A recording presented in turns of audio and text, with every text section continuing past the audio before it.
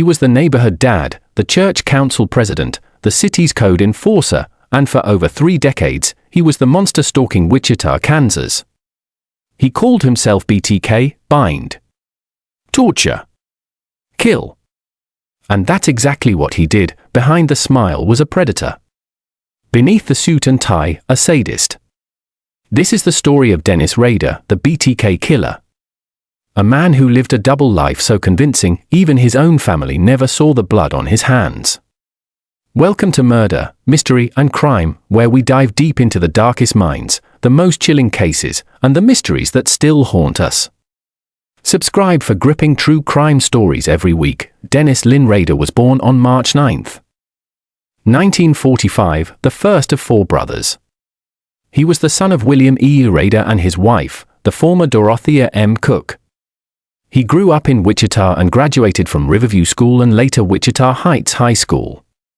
Rader attended Kansas Wesleyan University in 1965–66 and then spent for years from 1966 to 1970 in the U.S. Air Force, including time in Texas, Alabama, Okinawa, South Korea, Greece and Turkey. When he returned to the United States, he moved to Park City, a suburb located 7 miles north of Wichita. He worked for a time in the meat department of Lekas IGA supermarket in Park City, where his mother was also a bookkeeper. He married Paula Dietz on May 22, 1971. He attended Butler County Community College in El Dorado, earning an associate's degree in electronics in 1973. He enrolled at Wichita State University that same fall. There he graduated in 1979 with a bachelor's degree in administration of justice. From 1972 to 1973, Rader worked as an assembler for the Coleman Company, a camping gear firm, as had 2 of BTK's early victims. From November 1974 until being fired in July 1988, Rader worked at a Wichita-based office of ADT Security Services, a company which sold and installed alarm systems for commercial businesses during Rader's years there. He held several positions, including installation manager. Rader was a census field operations supervisor for the Wichita area in 1989 for 3 months. Prior to the 1990 federal census, Rader had worked since 1991 as a supervisor of the compliance department at Park City, a 2-employee, multifunctional department in charge of animal control, housing problems, zoning, general permit enforcement and a variety of nuisance cases. In this position, neighbors recalled him as sometimes overzealous and extremely strict. One neighbor complained that he euthanized her dog for no reason. On March 2, 2005, the Park City Council terminated Rader's employment for failure to report to work or to call in. By this time, he was detained by the authorities. Rader served on both the Sedgwick County's Board of Zoning Appeals and the Animal Control Advisory Board, appointed in 1996 and resigned in 1998. He was also a member of Christ Lutheran Church, a Lutheran congregation of about 200 people. He had been a member for about 30 years and had been elected president of the Congregation Council. He was also a Cub Scout leader. Dennis and Paula are the parents of 2 adult children, Brian and Kerry. Both were born after the BTK murders started. He worked as a compliance officer for the city, issuing citations for overgrown lawns and broken fences, a petty enforcer with a taste for control. But inside, the fantasies never stopped. He called it Factor X, an internal, demonic force he claimed drove him to kill. He began collecting what he called hit kits, tools like ropes, knives, duct tape, plastic bags, and Polaroid cameras. He started stalking women, watching them for weeks. He planned. He fantasized. And in 1974, he finally acted. On January 15, 1974, Rader murdered 4 members of the Otero family in Wichita. The victims were Joseph Otero Sr., Julia Maria Juliet Otero, 33, Joseph Joey Otero, 9, and Josephine Josie Otero, 11. Their bodies were discovered by the family's 3 older children, who had been at school at the time of the killings. On the morning of the murders, Rader parked his car and walked to the Otero home, scaled a fence, and cut the phone lines when in the backyard. It was after this that Joseph Jr. let the dog out the back door to the backyard, and Rader confronted him and forced his way into the home at gunpoint. Initially, the family thought he was pulling a prank. Rader asserted that it was not a joke and clarified that he had a .22 hollow point pistol. Rader told the Otero family that he was wanted in California before ordering them at gunpoint to lie on the living room floor. Then, he led the family into a bedroom and bound them with rope he had prepared ahead of time. Joseph and Joey were on the floor, while Julie and Josie were on the bed. The family began complaining of circulation issues. Joseph Otero Sr. complained of a cracked rib, so Rader put a pillow under him. Rader later stated that it was around this time that he decided to kill them. Rader covered Joseph's head with a plastic bag, which he then secured with ropes. After Joseph chewed a hole in the bag, Rader replaced it, causing him to slowly suffocate. Rader strangled Julie with a rope. At one point she regained consciousness and pled for mercy for her children, prompting Rader to kill her. Rader then placed another plastic bag, followed by 2 t-shirts and an additional bag, over Joey's head. Rader watched him struggle from a chair set up in the bedroom. After the rest of the family was murdered, Rader took Josephine down to the basement. Rader undressed Josephine and tied a noose around a saw pipe in the basement. Rader asked Josephine if her father had a camera so he could take pictures, to which she responded no. Rader then hung the girl in the basement and masturbated as he watched her struggle on the rope.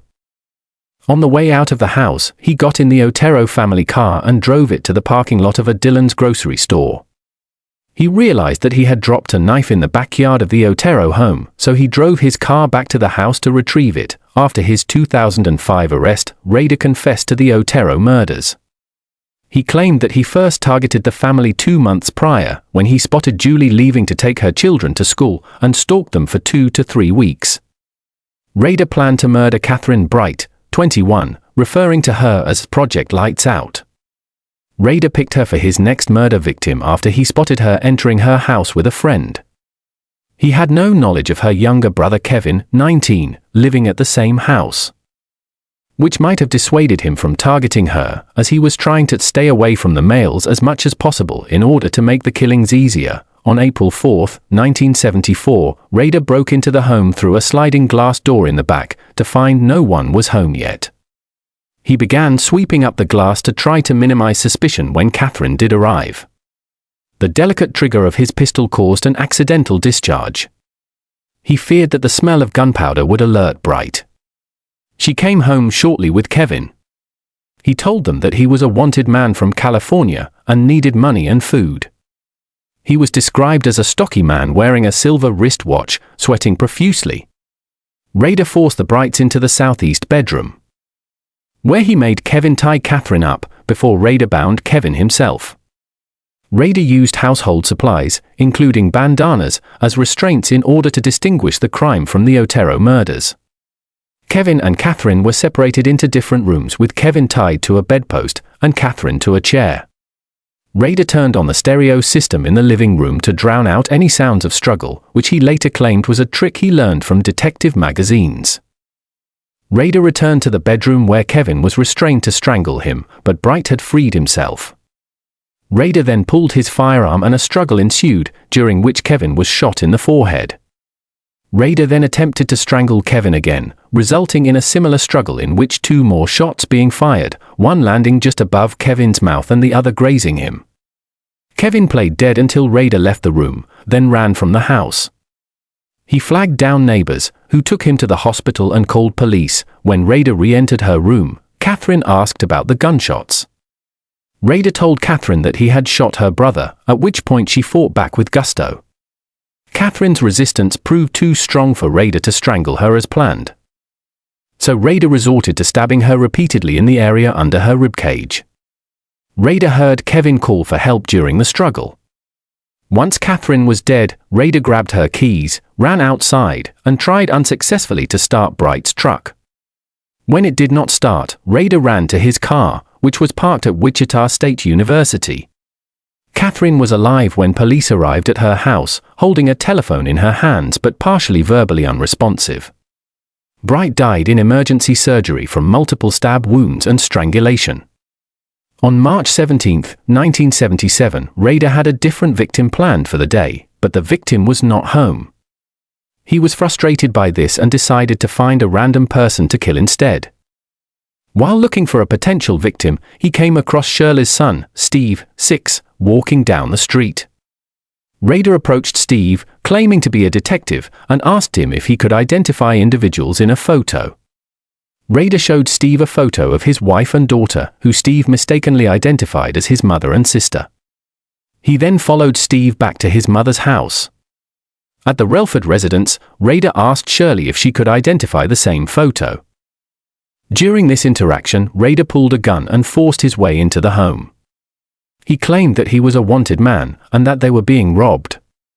Rader attempted to tie up the 3 Relford children but struggled to do so, leading him to force the children into a bathroom, which he barricaded with Shirley's assistance.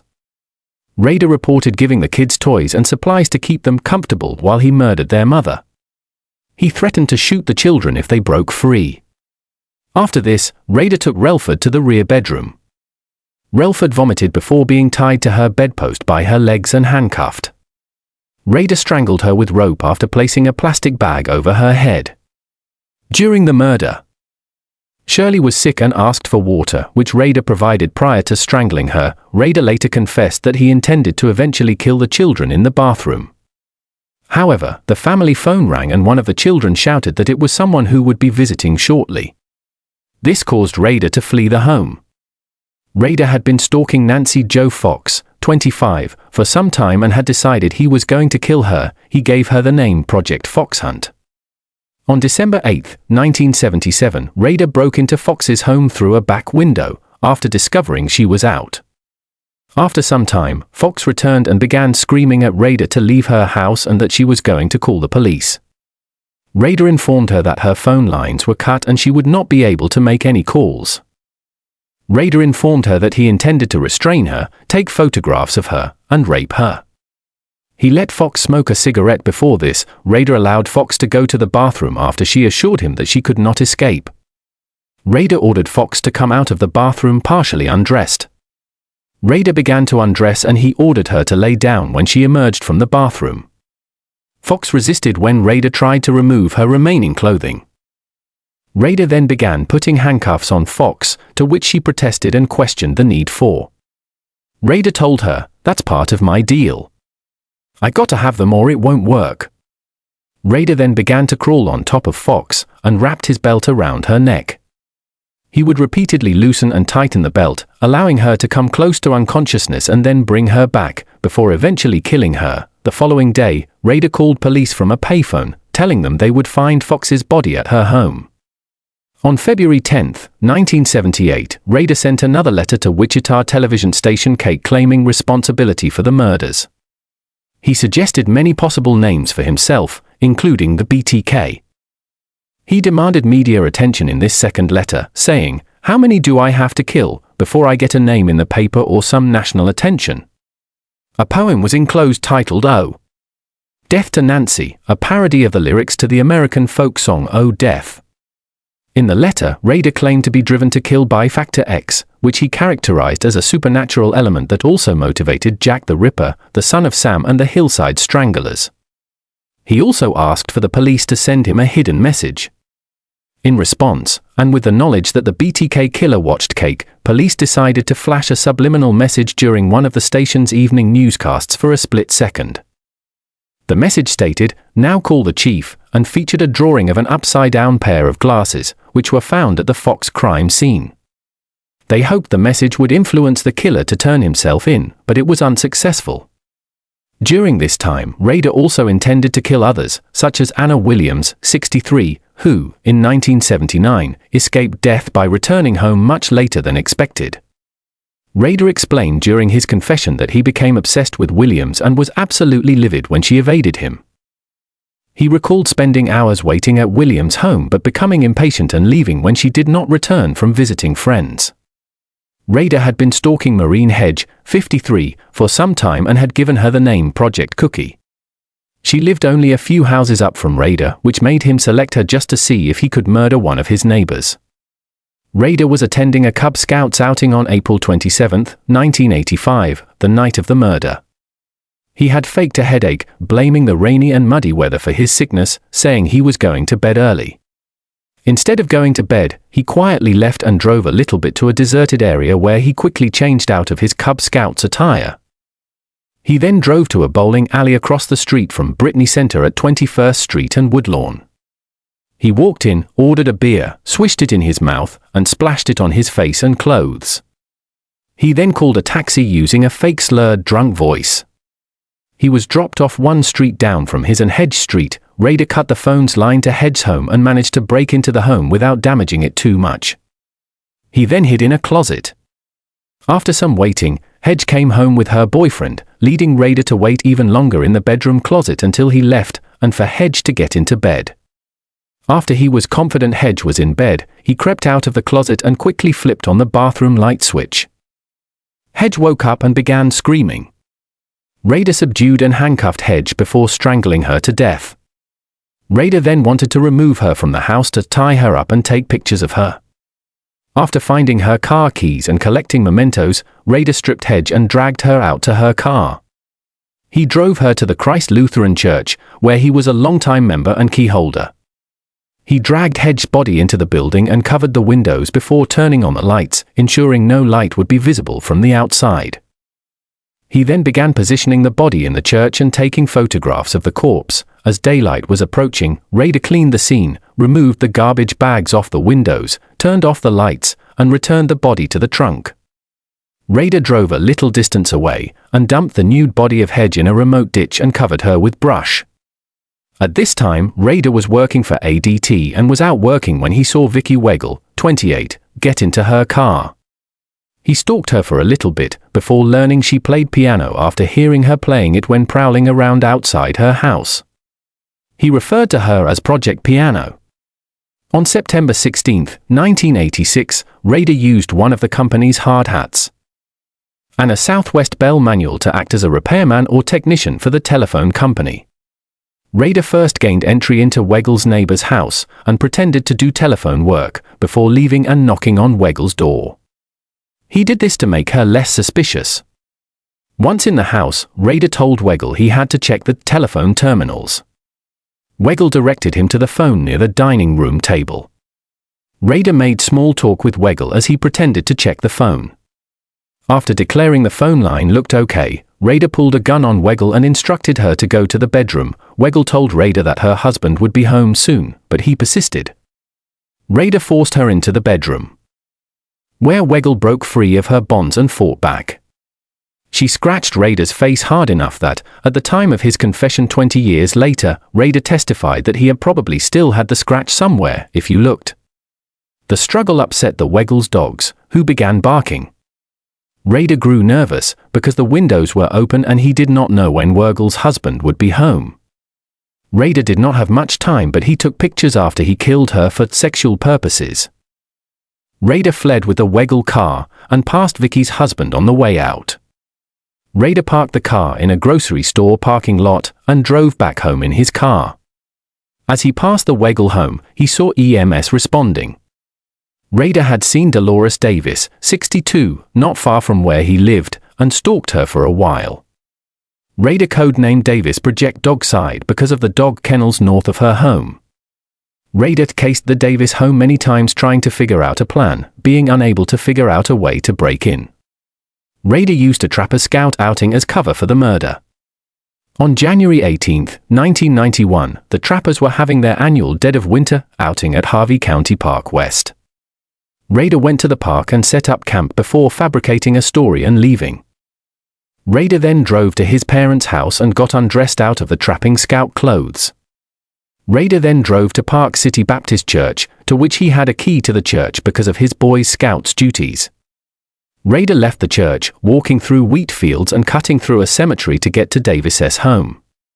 The severe cold drove Rader to break in by smashing the window rather than trying to break in more quietly. The time was 10:30 p.m. to 11 p.m. when Rader arrived at the Davis home, where he could see Davis reading through the window blinds. Rader waited until the lights had been out for a few minutes, then threw a cinder block through the sliding glass door. Davis ran out of her bedroom yelling. Rader used his wanted man ruse on her. He said he would tie her up and leave her, but take her car and some food after taking some time to warm up. Davis refused and told him to leave, at which point Rader informed her that he had a gun, a club, and a knife on his person. Davis then became cooperative. Rader obtained the keys to her car and rattled around in the kitchen pretending to look for food. While being tied with the pantyhose, Rader believed that Davis realized that he was going to kill her. Davis begged for her life, prompting Rader to strangle her with the pantyhose.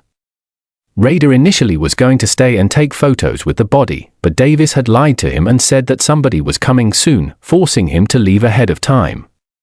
Rader used a bedspread to drag Davis's body to her car and put her in the trunk. Rader drove her car to the Kansas Department of Transportation, KDOT, of Lake, where he dumped her body in the bushes. Rader drove back to Davis's home and threw her keys on the roof, having read that the police had looked for the Otero's keys on the roof of their home. Rader walked back to the Baptist church to pick up his car. Rader drove back to the KDOT, collected the body, and drove out to a rural area, where he dumped the body underneath a bridge. Rader did not take any pictures the night of the murder because he needed to get back to camp before his absence was noticed. Davis was discovered on February 1, 1991, by a 15-year-old boy, Nelson Shock. Shock's dog went under the bridge and the boy followed when he was unable to call it back up to the street. Each time, he documented the crimes meticulously, drawings, notes, stolen items, and photos. He called these projects, and they gave him a sense of control. But after 1991, he stopped. Or seemed to. For 13 years, BTK went silent. Wichita breathed a sigh of relief. But he wasn't gone. Just dormant. In 2004, a newspaper ran an article about the 30th anniversary of the Otero murders. It was like lighting a fuse. Dennis Rader couldn't resist. He began sending letters again, packages with photocopies of crime scene photos, victim IDs, and disturbing puzzles. One included a Barbie doll bound like a corpse. The letters referenced old unsolved cases. They were signed, again, with the chilling initials, BTK. The city panicked. Was the killer still alive? Or was this a copycat? He wasn't done playing games. In 2005, BTK sent a message asking police, "Can a floppy disk be traced?" Be honest. Detectives saw an opportunity and lied. "No, it's safe," they replied through a classified ad. BTK took the bait. He mailed a floppy disk to a TV station. Forensic techs quickly recovered a deleted file tied to a computer registered at Christ Lutheran Church. The author's name? Dennis. A quick search revealed the church's council president, Dennis Rader. Police secretly obtained a DNA sample from his daughter's medical records and matched it to semen found at BTK crime scenes. It was a perfect match.